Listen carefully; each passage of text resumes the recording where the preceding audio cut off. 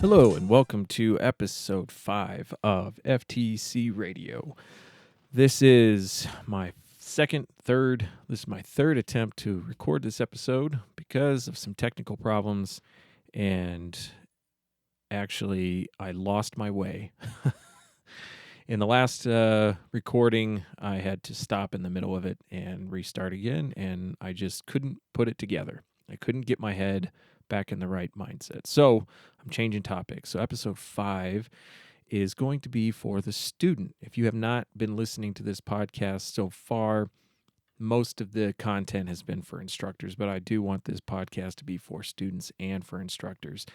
And so this episode will be for the students. It goes for the instructors too, but it's really targeted towards students. A quick note, real quick. Quick. How many times am I say quick? I've decided on a title for the show, FTC Radio or Firearms Training Central Radio, but Firearms Training Central Radio is too many syllables. So FTC Radio will be the nom de jour. So that is the name of the show, and I'll be working on getting distribution set up a little bit more thoroughly across the board, get on iTunes and things like that. So look for us there soon. The most listeners we've gotten so far has been on Gunstreamer, and that's really cool. So if you don't know Gunstreamer, go check out Gunstreamer. It is the alternative to YouTube for the gun community, and I'm really excited about it because I think they've put together a good product. They are not paying me to say that. I have not received any dimes or pennies or nickels or Benjamins from them for saying that. I just really like their product, and I really believe that it's important for us to follow through with things that are important to us. I see a lot of complaining going on online about this platform doesn't like gun owners and that platform's banning gun owners.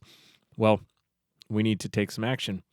And I don't mean writing comments, and I don't mean writing messages to the support teams of these platforms. It's not going to do you any good. If you're tired of the way they treat you, why are you there?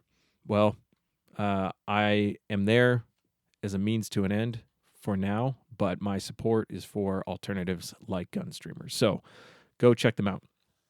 And if you're already on there, good on you. Continue to participate. Continue to support them. Let's grow that platform. Okay, enough about that for the moment. Another note on the show, quick word from our sponsors. And that's over. Okay, we don't have any sponsors. We are solely the enterprise of Firearms Training Central right now, and that means we don't have any sponsors, but that's okay. We'll get there if we want to, and if we don't, we will continue this podcast on our own. So you don't have to listen to any commercials, so you can be happy about that. Okay, what I wanted to talk about today.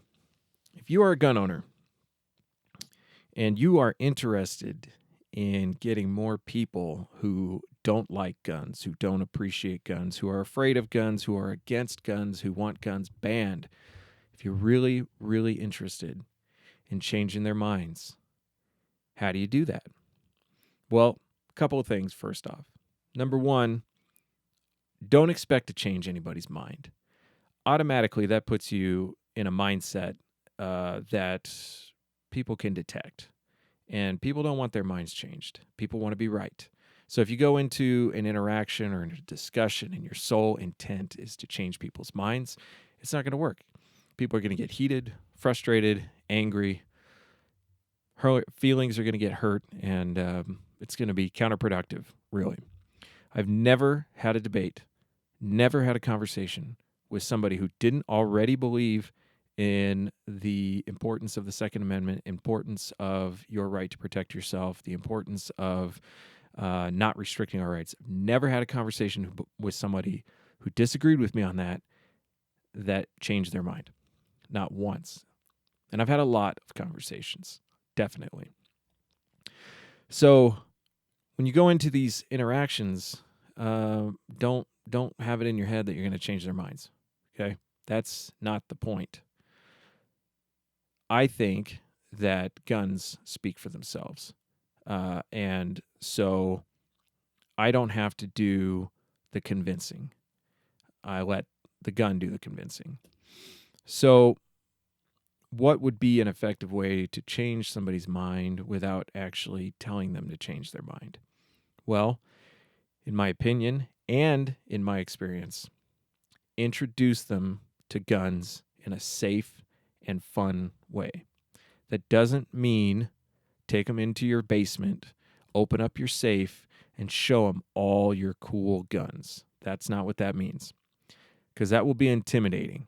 And the person you're doing it with may find it interesting, but it's not really going to help.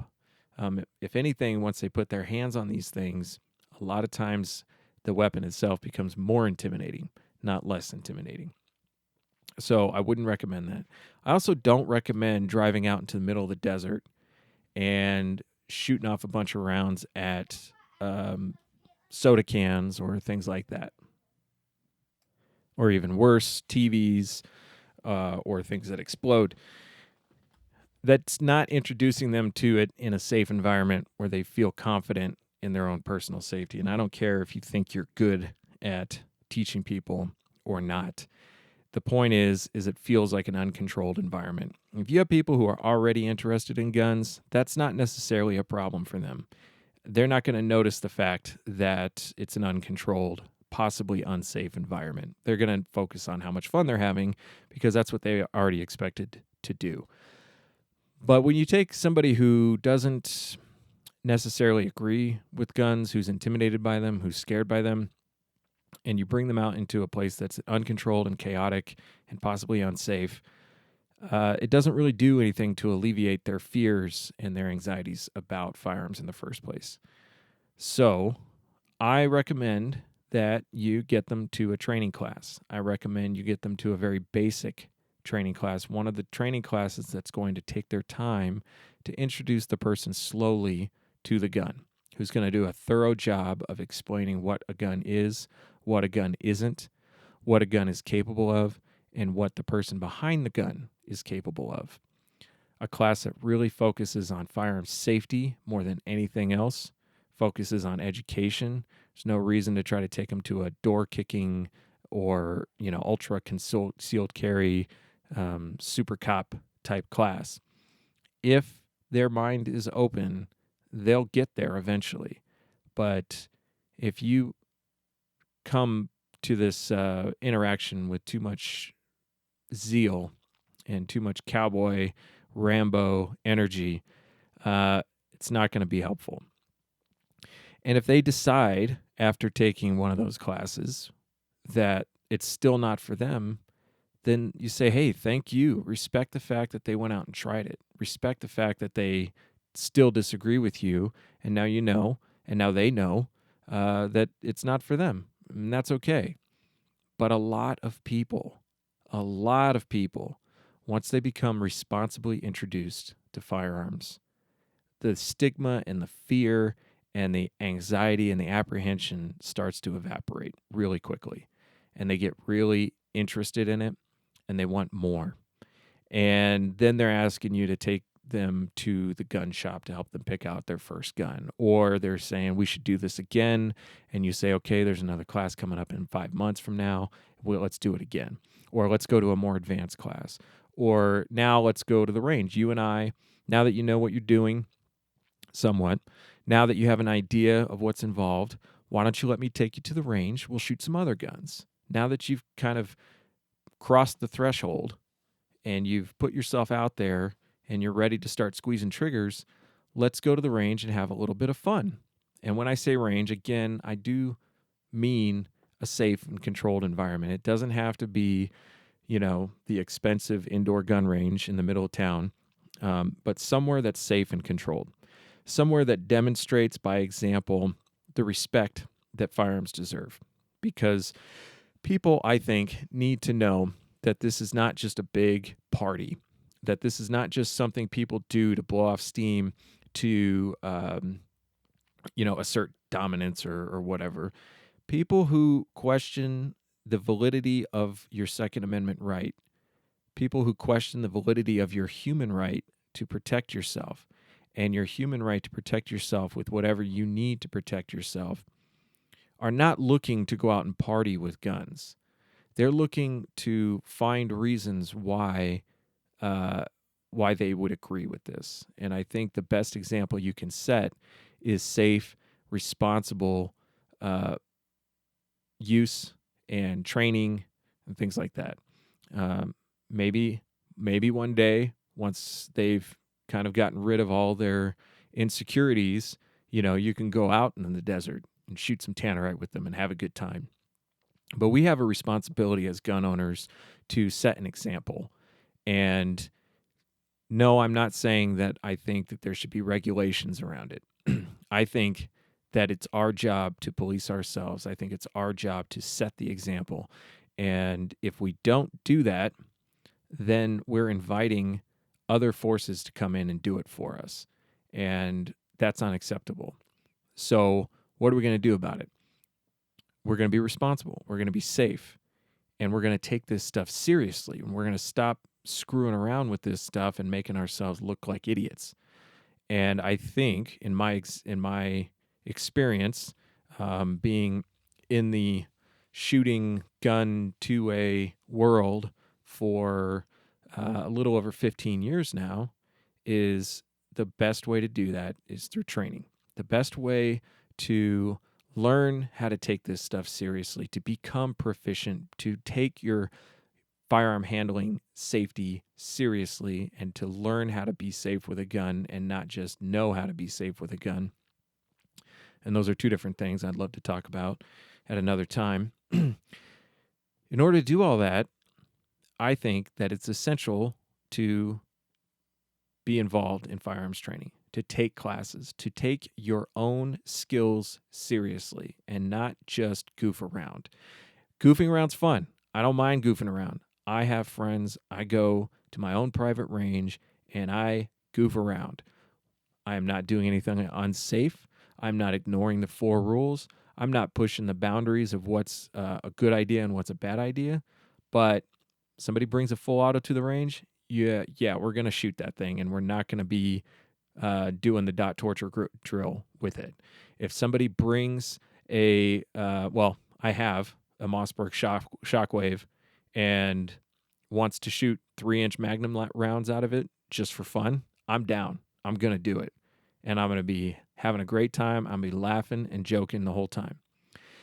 But when I present my firearms knowledge and skills to the world, I want them to know that I take it seriously. I take my skills seriously. I take safety seriously.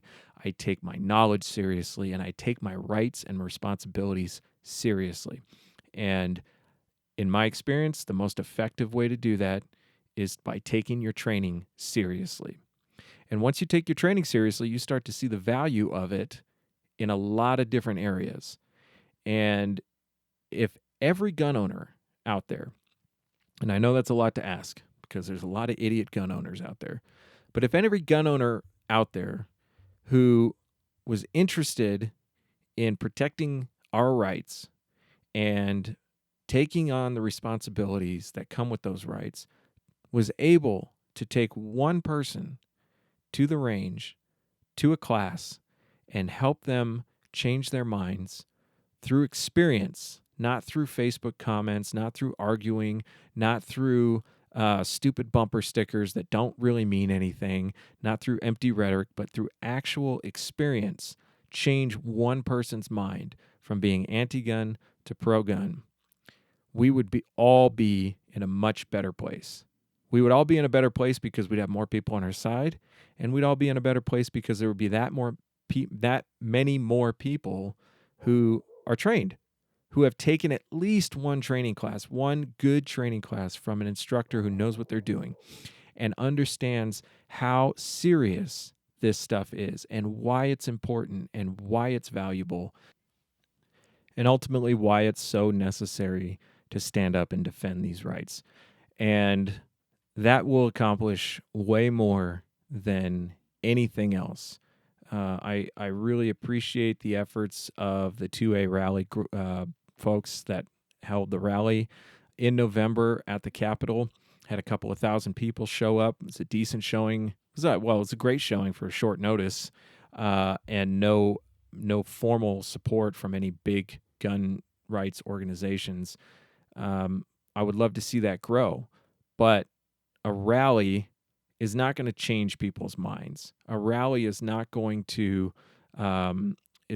to convert the non-believers out there into Second Amendment advocates. I hope it's obvious what I mean when I say non-believer. I'm not trying to make this religious. Um, Non-believer being those who don't understand human rights, who don't understand the right to self-defense, who don't understand how important it is to have that right to defend yourself, your family, and ultimately your civilization from tyranny. And so, in my experience, I've seen way more people's minds changed from experiencing safe firearms training and experiences rather over anything else. And so I would encourage you. And if you're listening to this and you haven't taken a class yourself in more than a year, then you need to lead by example. You need to get up and go take a class. It's ridiculous to think that you are prepared enough when you don't take training. It's ridiculous to think that one class is enough to cover you for your whole life. Um, that's just ridiculous. And I would love to talk about that more, and I will in future podcasts.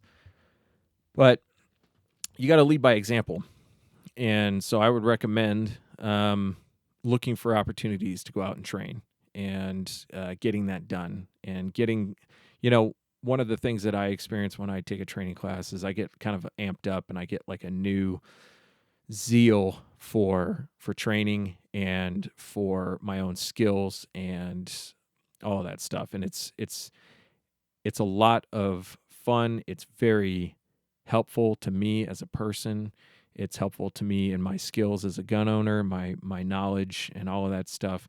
But lead by example. Go out there, take a class, and then when you have the opportunity, you have somebody who disagrees with you but who is willing to participate with you, then take that opportunity. You're not going to find a lot of people out there who are willing to do this, but when you do, you've got an opportunity there to change somebody's mind.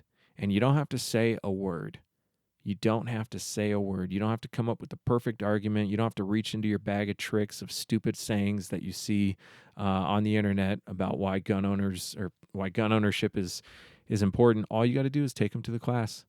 Let the instructor teach them. Let the instructor handle them. Let them have a good time. Let them gain some skill.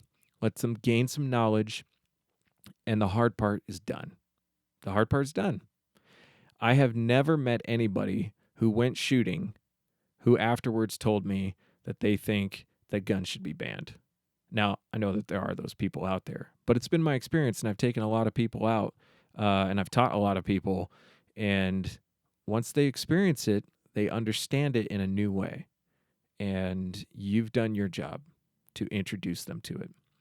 So that's my pitch. That's my gospel. That is my whole mission with Firearms Training Central, is to get more people into training classes and understand the value of training. And that is one overlooked value, I believe, of training, the chance to change somebody's mind about firearms.